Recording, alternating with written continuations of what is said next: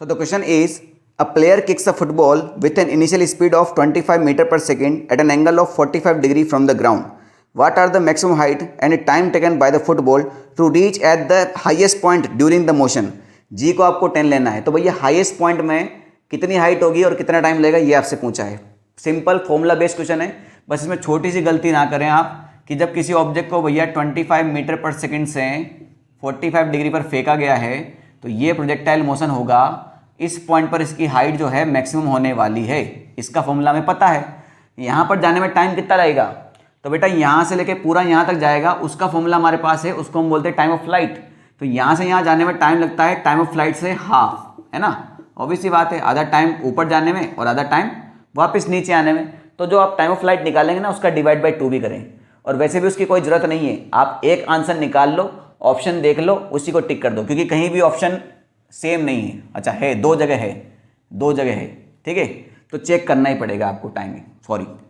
तो maximum height का formula क्या होता है बेटा आपका, you square sine square theta divide by 2g। You square मतलब 25 का स्क्वायर यानी 625 हो जाएगा ये, है ना, ये हो जाएगा आपका 625। साइन 45 होता है 1/√2, उसका स्क्वायर भी करना है बेटा, तो ये 1/2 हो जाएगा।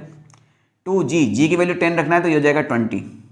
तो ये 5 से काटो, जाएगा 4 टाइम्स, इसको 5 से काटेंगे तो कितनी बार जाएगा 1 2 5 125। तो ये हो जाएगा 125 डिवाइड बाई 8।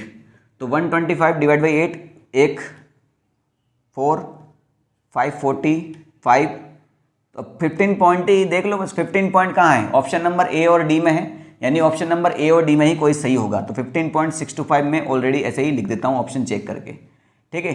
अब भाई ये दोनों में मैच कर चुका है, तो यानी टाइम ऑफ फ्लाइट तो आपको निकालना ही पड़ेगा। तो हमें निकालना है t/2, भैया हमें जो टाइम निकालना है वो निकालना है t/2।